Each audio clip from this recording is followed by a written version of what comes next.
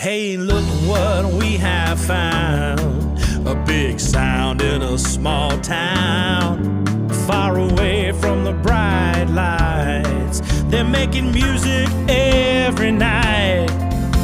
Discover what is all around.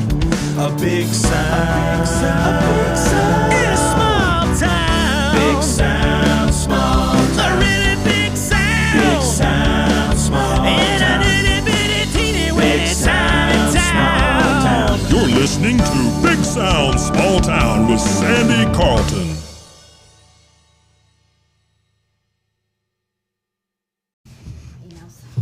I'm here today in the Earl Scruggs Center with Mary Beth Martin, Executive Director of the Earl Scruggs Center, and one of the board members of a new project that she and I are both part of. Would you like to tell them what this project is? Yeah, I don't know that we're like officially a board yet. I think we're just like a community committee of people who are interested in music. True. But this project is the Music Friendly Communities or Music Cities program, and it's an initiative between the North Carolina Department of Natural and Cultural Resources and the Hometown Strong Initiative, which was created by the governor, to work with communities whose focus or culture or who have a long history with music, right, and to help them determine what assets are in the community so they can continue developing the music culture and music economy. I think to grow it also. To grow it, yes. This Music Friendly Cities initiative is a pilot program, right, within the state of North Carolina. The Department of Cultural and Natural Resources, they're working with an international consulting company called Sound Diplomacy that's worked with cities all across the world to develop their music-based economies. Sure. And so we've actually had conversations with consultants with Sound Diplomacy, and we're sort of in I think, data information gathering stage. Yes. And so this pilot program, I'll go back to that. They've identified 3 cities across the state of North Carolina, and you helped me remember them. They were Elizabeth City, yep, Durham, and Shelby. Yeah, which I think is great when you look at sure, the state choosing 3 cities across North Carolina. When you look at Western North Carolina and all the fine music communities. True. They decided to designate Shelby as part of the pilot program, and so. But we have laid a groundwork for this, yes, already to bring attention to Shelby being a music city. Right. And so they've identified these 3 communities, and they'll use the work that we do to kind of create a template for other communities within North Carolina to go through this music-friendly cities process and eventually be designated as a music-friendly city. So that's what we're doing. We've been working through it. We've been identifying assets throughout the community. We've asked people to, we've made public links, public forums out there where people can self-nominate. Like if you're a musician, you can be included in a database. And where can they find this? On the city's website. City of Shelby's website. That's right, where people can nominate themselves as either a musician or a venue owner or someone within music industry support. Sure. Like if you have a recording studio, right, or you own a venue, or you're a music producer. Sure. And if you can't find that, then hit me up at Big Sound Small Town and I will point you in that direction. Yeah. So far, last time we had a meeting, which was just last week, right, I think we'd compiled like 60 different assets. Right. And most of those were musicians. They were some venues and some some venues. Yeah, so some venues, people who present live music, and we do have a couple of them around the county. And really this project is focused on Shelby as a city because that's who the department designated as being a part of the pilot program. But we have expanded it some Shelby. Yeah. But really most of the assets that we are identifying are within the city of Shelby. Yeah. I think, though, I would say that the musicians that we're identifying are definitely countywide. Yeah, they're countywide. I mean, I think towns, as opposed to cities, would have to include counties just due to the fact that you're limited to the number of musicians you'll probably have in any small town. Right. And, the folks that we're identifying have been known to play in Shelby Sure. at various venues or different events and things like that. So, I think it's a really great project and really further kind of solidifies Shelby's status as a music community. This is something that we've been working on and promoting for a long True. time, Sure. I mean, well, we're in a place that Right. was one of the founding Yeah. ventures into making this a music community. Yeah, well, just to give you a little backstory on Sure. that, short version. When Destination Cleveland County got together and, group of concerned citizens said, how are we going to save our town? If you think Right. about what Shelby, Cleveland County was like in the early 2000s, Yeah. most of the textile industry had moved out. If you visited Uptown Shelby, you'd find that most of the storefronts are closed. Mm-hmm. And so this group of folks got together and they said, we love our community. We know there's a lot of good things here, but what are we going to do to Mm-hmm. bring people, not only visitors, but to make life more vibrant? Sure, for people? and make people want to come here and live. Yeah, that's exactly right. And so in working with the consulting group, they identified that really one of the most important resources was our music here in Cleveland It County. is. We had Don Gibson, Sure. Earl Scruggs. Sure. We have all these musicians. We have Sonny Terry. We Sure. have just this wide variety of musicians who came from this area.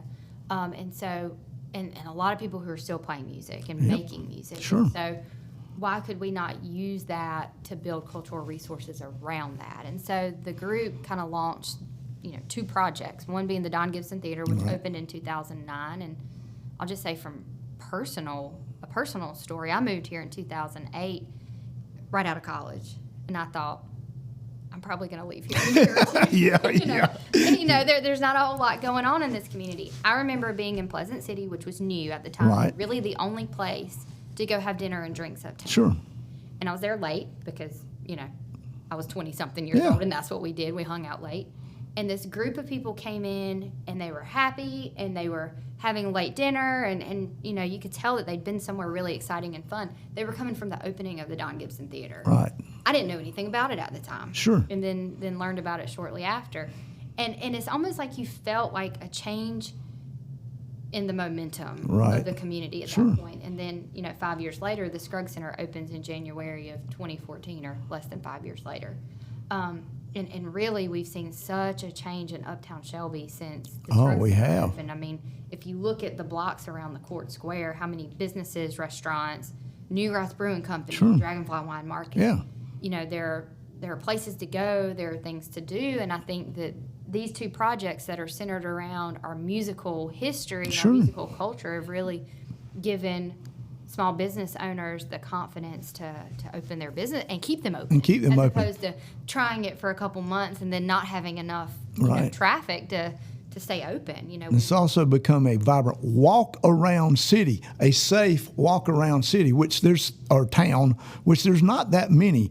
I mean, it's centrally located. The stuff is in a compact area. You can walk around. You can feel safe doing so.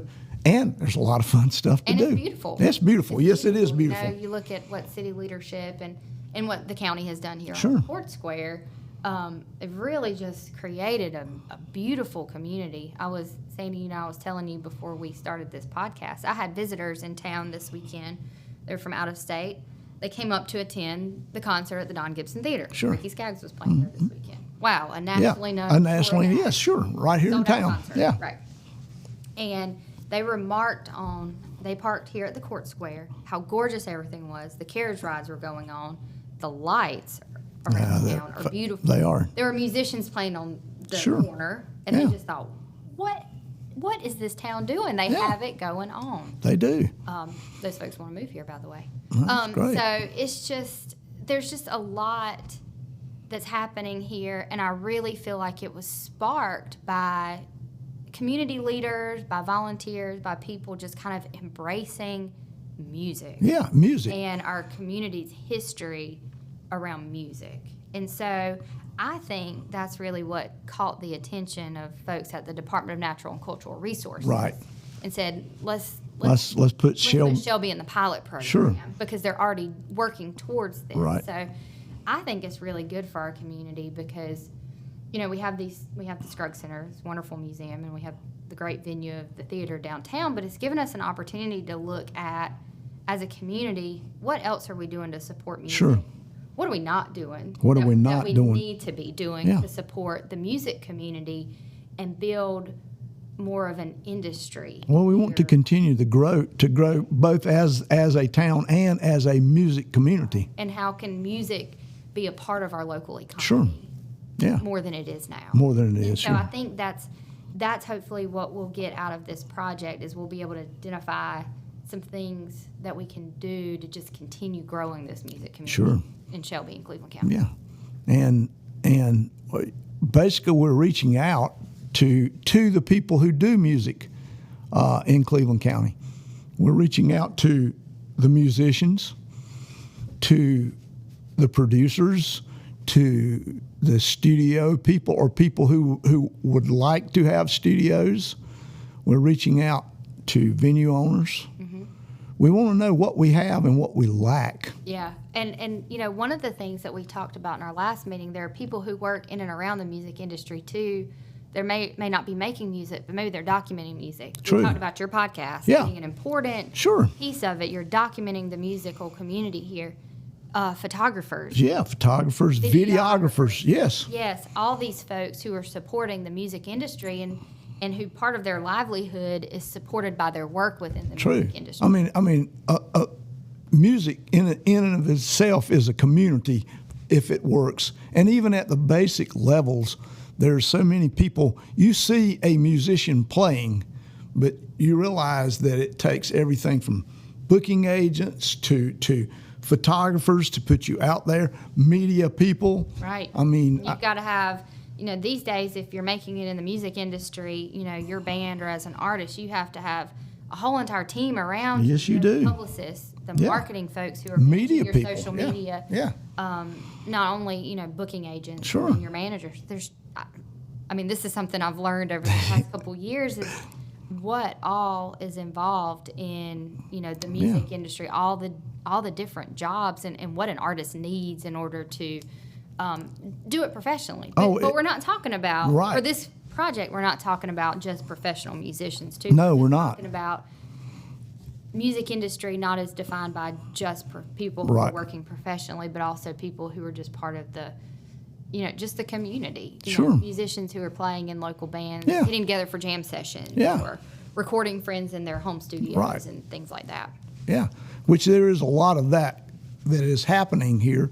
We just are trying to identify it. And I think a lot of that flies under the radar. And in fact, there are probably more things going on music industry wise here in Shelby and Cleveland County than I certainly am aware of. And Oh, yeah. a lot of others too. So. There's still a lot of music being made that is not being heard by the general public, and it's good. I mean, we're not talking, somebody's garage band. We're talking, really good acts who are playing in people's houses, Right. Or who are getting together for a weekly jam session. Yeah, right? exactly. There's some of those are happening. And those are things that we need to try Sure. to document too. Yeah. Where can you find a jam session? Yeah. On any given night, day, day or night, yeah. Where can you find other Sure. musicians? Things like that. So, And the different communities within the community. I mean, we'll go with like a genre of music. I mean, somewhere in this town, there's somebody playing reggae music. You may not know where it is, but it is going on. yeah. We have rappers here. You probably do not realize that, but it's here. Would we like for it to be more visual? Would we like for it to be where more people could see it? Sure, we would. We would like to know about that. Yeah, that's right. I'm glad you said that because often I feel like just, kind of general perception is because we've got the Don Gibson Theater, he was a country Right, sure. music performer, songwriter, and Earl, Right. who, made his mark in bluegrass Right. and basically constructed the music from Sure. the ground up, but then Yeah. also did a wide variety of other things, collaborated with a lot of other Sure. musicians from a lot of other genres.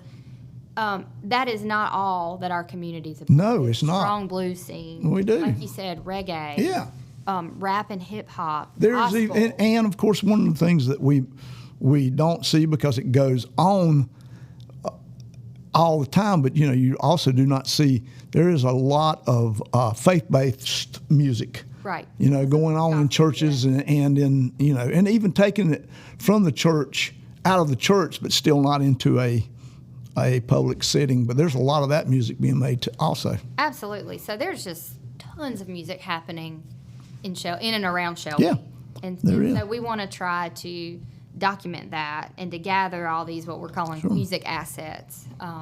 And so, if we don't, as committee members, it's a group of people like all across the community who have some sort of interest or involvement in music, and I feel like it's a group that represents a lot of different genres, interests. Sure, that we're working with. Yes, there is. So we know a lot about what's going on. We do, We don't know everything. So right. We need people to let us know. Let us know. Yeah, yeah. I mean, if you have something, if you're a musician or in the music industry, related music industry, let us know. Yeah. Let us know so we can do an accurate kind of inventory of all of our musical and in the, the big picture is it helps you as a musician if we identify you and your music as opposed to it going on and no one, it's like if no one's listening, people still play music, but still you can reach your music to a larger audience if you make it known. Yeah. And as we're going through this process, we're being guided by the folks at the Department of Cultural Resources, Hometown Strong, and the Sound Diplomacy. So, I don't know what the finished product will look like, but I think there's some things that we hope to get out of. For one, we want to learn about, how can we enhance music in the community and really grow the community and how can we bring the music community together in a way that makes the music community stronger, that offers more people more opportunities to listen or participate, things like that. And really, how can we grow a music industry when it comes to, like an economic industry here in Cleveland County? Right. Some communities, you think Nashville, that's right. what it's all about. Asheville's becoming that way. Yes, it is. How can Shelby be one of those communities where music is an economic driver in the community? And that's what I'm interested in seeing, is finding out ways we can do that here in Cleveland County. Sure. In the past we've had some festivals and, knowing this stuff, possibly we could have more festivals. More interest in not just in tiny venues, but in event-driven places. What I wanted to ask you, Sandy, you've got I feel like you have your finger sort of on the pulse of the music industry here, or the music community here in Cleveland. A bit, yes. Tell us a little bit about your experience and sort of your musical path. Well, short or long version. I'll give the short version. I've been playing music in Cleveland County since 1980, probably, since I first moved here. And I have had the opportunity to play with fabulous musicians here. Some of them have left, had some success, come back, decide for whatever reason they no longer want to pursue it on a national basis, because that is hard. Basically, if you choose to play music for a living, you're choosing yourself a traveling second/third shift job. And it costs you a lot to make a lot. It is an expensive deal. So there's 100 reasons to quit doing it on a national level and come back here and still have good musicians to play with. And it's here. I've found it every step of the way. I've been lucky enough to play bluegrass, country, rock and roll, Americana, which according to Todd Snyder, Americana music is unsuccessful country music. But I argue with that a little bit, but okay, go ahead. but that's Todd, not me. But so there's a lot of music. I've been fortunate enough to play. I've played gospel music, all here and all in a fairly successful manner over the years. Well, and obviously you thought so much about the music community here that you wanted to launch a podcast to profile local musicians. I mean, that's the way it started out. Sure. Right? Well, and I am still to this day, after starting this podcast 4 seasons ago, that per capita, there is as many good musicians in Cleveland County as there is anywhere in the United States. Per capita. It's a smaller group, but there's a larger part of the community here that are musicians than there are in most places. Good musicians. I mean, we have crappy ones too, but they're still musicians, you know? They enjoy it. Yeah. And then there's people like me who can't play a thing, but just really enjoy music. If you don't have people to listen, then, you know, that's really an important part that people miss, is that musicians are aware that people come to their show, and a music listener, a concert goer, is vital to the music community. Yeah, you know? Absolutely. And then tell us a little bit about some of the people you've encountered, because you've not just interviewed musicians. You've interviewed people who are somehow involved in, you know, sport or in the music industry in general throughout Shelby and Cleveland County. Well, here in town, we do have some people who have produced some very fine music. Some people who have even got Grammy nominations from their recording studios here in town. Wow. We have people who have run sound for the biggest acts around. We have people here who is the largest promoter of independent music in North Carolina. So originally from Cleveland County. Cleveland County. Yeah. And all with great stories. I mean, you need to encounter some of these people and listen to their stories. I don't know. I like stories, and trust me, musicians and people in the music industry have really good stories. Yeah, so that's just a plug for your podcast. I'm totally promoting it. I encourage people to go back and listen to your podcast and some of these past episodes, particularly around people who are involved in the music industry. And I mean, I will tell you, and this is part of the reason I did the podcast, is you can go see musicians and wonder about them and support them and think they're great, but really, how much do you know about them? Right. You know?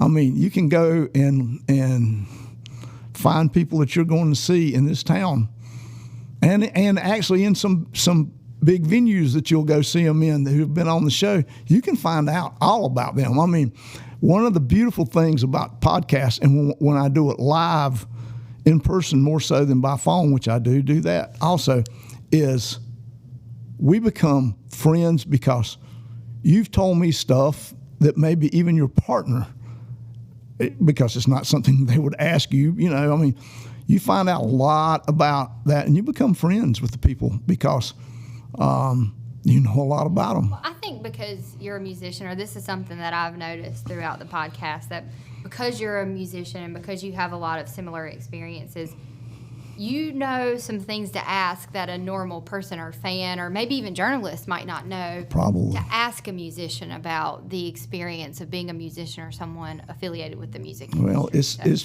part of, like with anything, you have to know your subject no matter what it is if you're going to write about it or talk about it. And I've had a lot of experience with this. I mean, I've been in a band since I was in the 8th grade.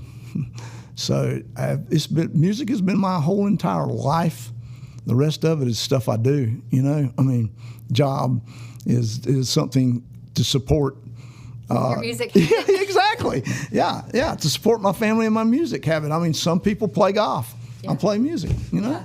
Yeah. So that's why I think it's so great, and why I was glad that you agreed to join the committee, because you bring all of that knowledge to the committee. And so I feel like in every one of our meetings you bring up really good points, and you always have good input. Well, I do have another thing, and this is part of the being a part of this community that has actually contributed to the success of my podcast is I met you through your husband, Jackson. Who's a musician. Who is a musician. And I had interviewed him, and he told me that I needed to interview you. And actually, truthfully, it was the best thing that ever happened to my podcast, because you allowed me a place to do it out of. And most people do not realize the power of and the legitimacy that is added to my podcast when I say that it is produced largely in the Earl Scruggs Center. That Earl Scruggs name lends a legitimate factor to it, that this is not, hey, some dude who is doing this out of his car, which I have done, you know. So really, you've been a large, you and the Earl Scruggs Center have been a large part of my success, which I just got my end of the year statistics, and actually, I am one of the top 10 podcasts in the whole world. No way. Yep. That's amazing. And I have a huge following in Brazil. Why? I have no idea. Who do you know in Brazil? I don't know a soul in Brazil. That's amazing. And you know, I think I learned this from bands, that playing in bands is that, particularly back when you used to get stuff played on the radio, it's strange where pockets of people like what you do. And it's really weird that you'll have a following, say, in Cleveland, Ohio, and yet you visited Cleveland maybe once or twice before, but then once they realize you know, they like what you do, then that becomes a part of your normal stops. And there's no rhyme or reason for it that I've ever been able to figure out. Well, and like with the podcast, I can't tell you, I miss all the time who's going to have a lot of listens. Some people I think are just going to kill it, don't. And other people I think, oh, I don't even know if I need to put this up, turn out to be a hit. So, you know, it's weird. That's interesting. So, you know, we were talking about, go back to, you know, your experience here in the music community of Shelby. Yeah. And I feel like that long experience in history and really all of your involvement, particularly since you started doing the podcast, I think makes you, quotation marks, sort of an expert on our music community here. You know, as we talk about Shelby working towards this designation as a music-friendly community, as part of this pilot program, what do you think are some of the strengths? The strengths Of the music community here. Here is the music talent. I mean, there are very, very talented people here. People who come to this community who may not live here anymore but come here, the acts are good. One of the things that you can do here, as opposed to so many other places, is you can see good music for free. You know, we have very few places that have cover charges, which is that is strong. I mean, you can go in and listen for 10 minutes, 15 minutes, and it hadn't cost you anything. Yeah. And if you like it, you can stay. And if it's not your cup of tea, it didn't cost you anything. Now, that's not really great monetarily for musicians, but there again, I will argue that if you're playing music to make money, you might as well do something else, you know. for 99%. Yeah, sure. I mean, you know. What do you think? So let's flip it over. What do you think are some of the weaknesses of our music community? I do think the weakness in this community is, well, number one, we do lack a number of venues to play. We have had at different points in time since the revitalization 5, 6, 7 places in this town that on any given night you could hear music. Now, not for a number of different reasons, people deciding to leave the community, industry changing and deciding that live music doesn't fit. But so I know live music can work here in places because, like I said, one time there was probably 7 places and all had bands and all had good enough crowd to sustain their, to sustain a crowd and pay their musicians. Yeah, I didn't know if it was because I was, as had a family and things like that, and we're not, doing the Friday and Saturday night activities the way we used to.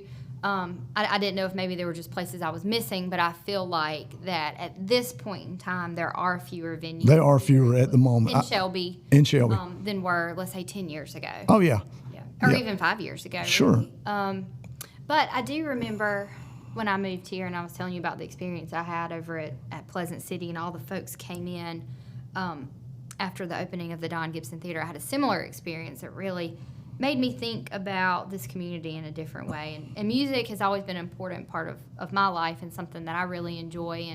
And I consider music being really an essential part of having a vibrant community. It is. If there's live music, then there are things to do. There are creative people. It's just an important part of it. But I remember being here and seeing a sign right after I moved here for the Art of Sound Music Festival. Sure, yeah. Didn't know what it was. Yeah. Didn't know what it was.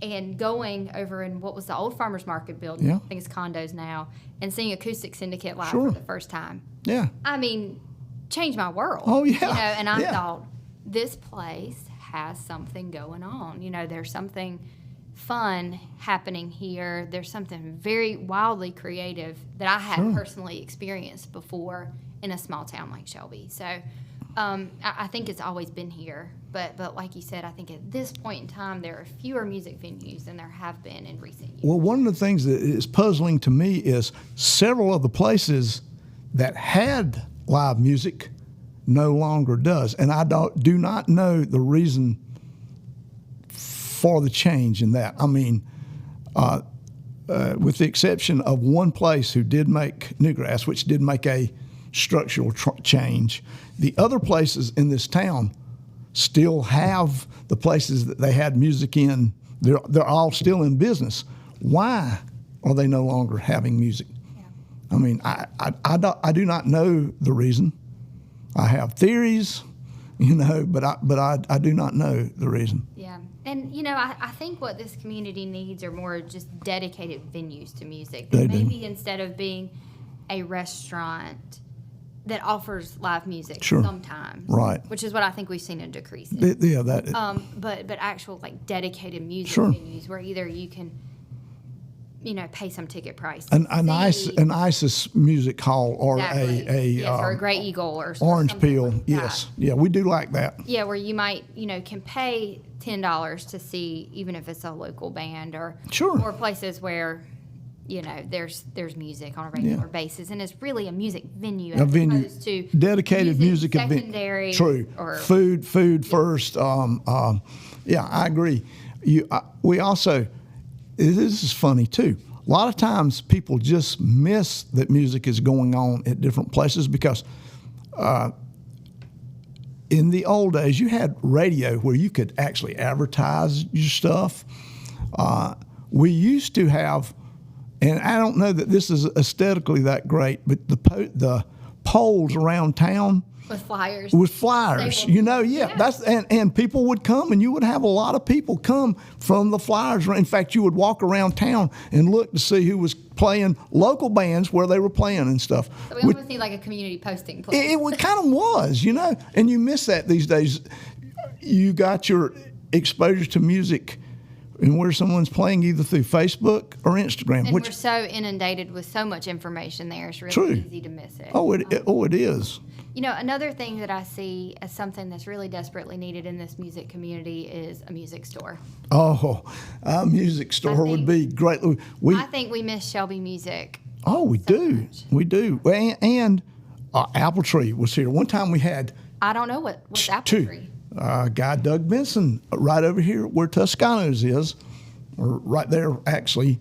He used to have a music store, and we had two going vibrantly at the same time. That is how much their music is here. You could run two successful music stores at the same time.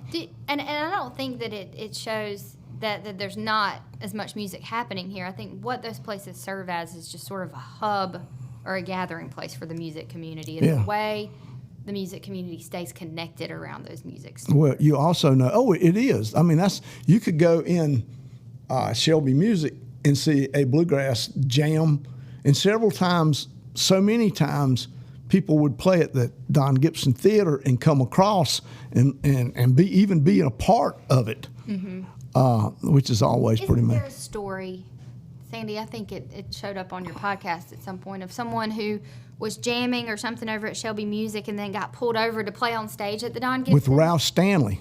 There you go. I mean, that's an incredible story. Tell us that. Yeah, okay. So Ralph Stanley was playing at the Don Gibson Theater, and his band is over there at Shelby Music listening to the bluegrass jam. And one of the band members who didn't go over has like appendicitis.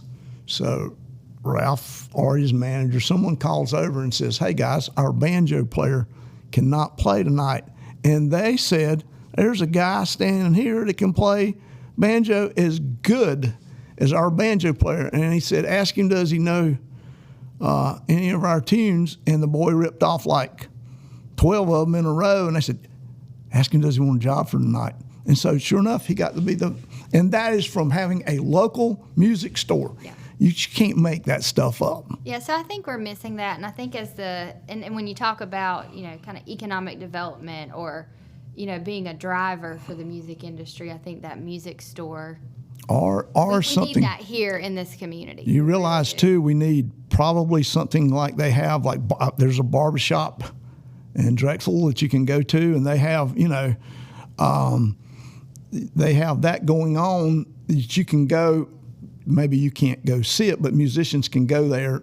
I mean, you can go and observe it. Session yes, Drexel, and they have it every week in that certain place. We don't have that any longer. Yeah. Well, I think there are some places. I just think that they're not widely known or promoted. Okay, the bomb shelter. We could use that. I mean, that has fostered a lot of music, a lot of musicians here. There are, but I mean, that's one that has been long-term go on. Yeah, I mean, and here at the Scruggs Center on Saturday sure you can. As long as we don't have a program or an event here, facility rental or something like that, our Great Hall's open for anybody to come up and jam.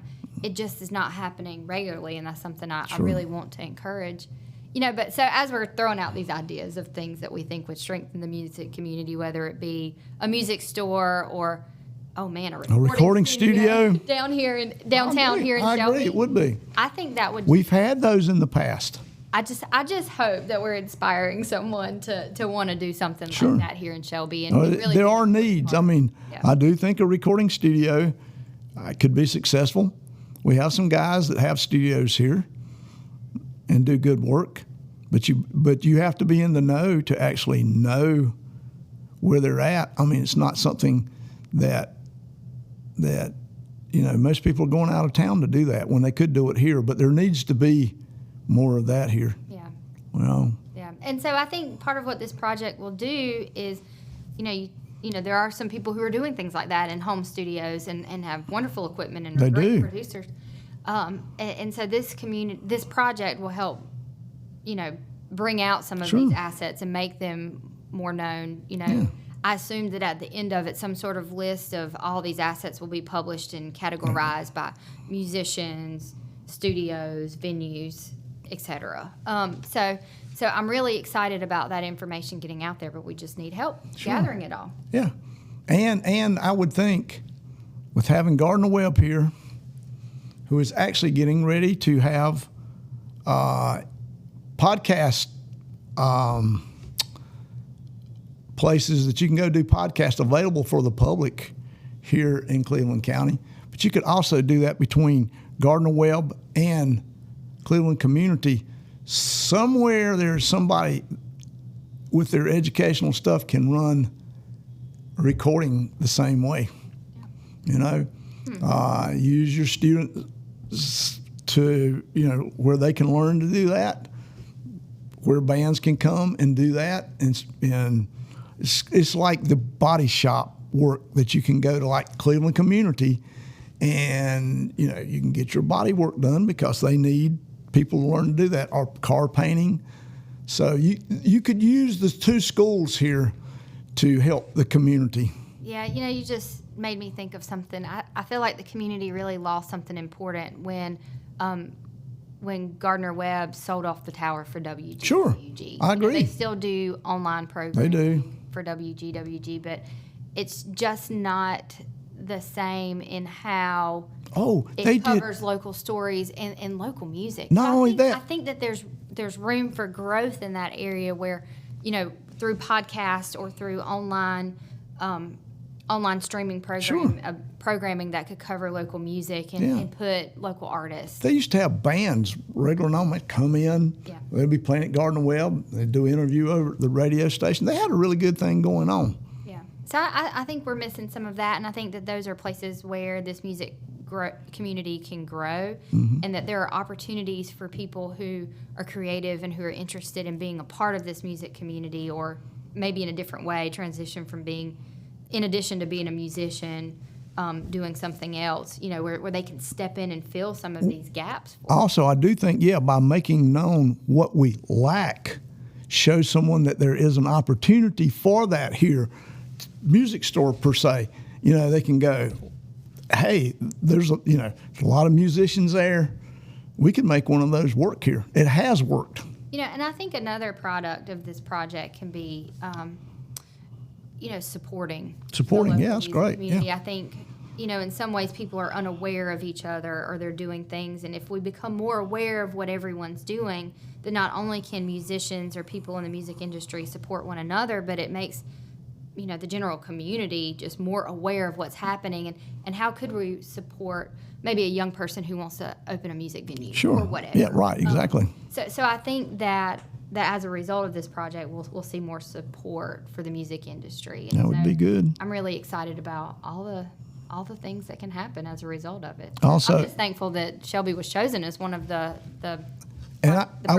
cities for the pilot program. I will have one other thing to say about this too, and this is important because I have worked with this hard with the podcast, but the different communities will use there are vibrant scenes going on with the different ethnicities we have here that we don't know about.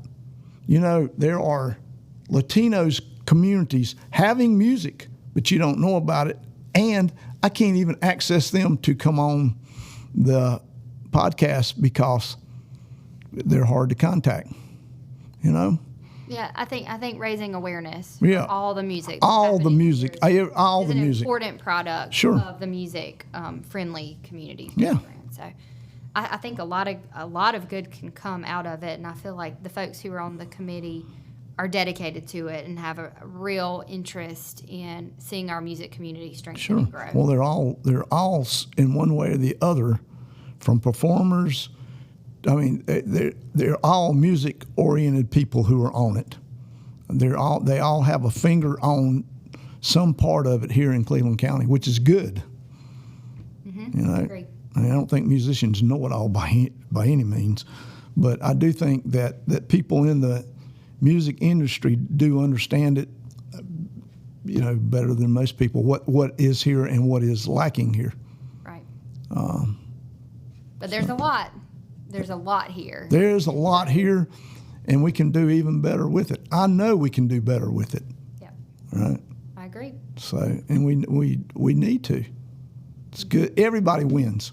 No one loses on a deal like this. That's right. And everyone can connect to music. Sure, they can. I mean, really, every person here at Cleveland County or in Shelby can connect to our music community, or that's what we want. Well, to have a music community that everyone feels a connection to. Well, we even go with dancers. How many times have we had music and played and we have people dance? That people have no place to go to dance. So that's a part of the music community. Where do you go to dance? Yeah. So is there anything else we want to talk about? Yeah, but we're probably not on this podcast. Okay. Yeah, we have a lot of things to talk about. So, what I just want to reiterate is that we want to encourage people to go to the City of Shelby's website. And if you're involved in the music industry in some way, from musician to promoter to recording studio, video, photography, any of that, to fill out your information so we can add your information to our list of music assets. So we can make it as complete as possible. Yeah. If you know of anyone, you can put their information in. Sure. Or encourage people, share it with your, social media networks and things like that. In fact, you can put your name on there even if you do not want to give your address, your phone number. These days we understand that. Even if you do not want to put your email out there, you can get your name in the database, which still helps.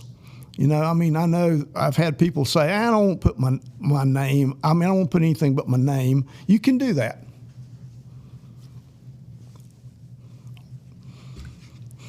Well, I think we've learned a lot and made a lot of people aware, hopefully. Yeah, hopefully maybe created some food for thought. Sure. People can start thinking about if they're not a part of the music community, or if they are, how they can be a greater part of it. And the community will embrace you if you want to be a part of it. This is a pretty open musical community in the fact that we're not trying to shut anyone out, and it's not a cutthroat atmosphere like so many places. So everyone is welcome. You just have to make yourself known to be welcomed. Yeah. So just encourage people to be a part of that, to submit their information for the committee to include in the assets, and we just look forward to the next step. Sure. Thank you for taking the time to come do this today. All right.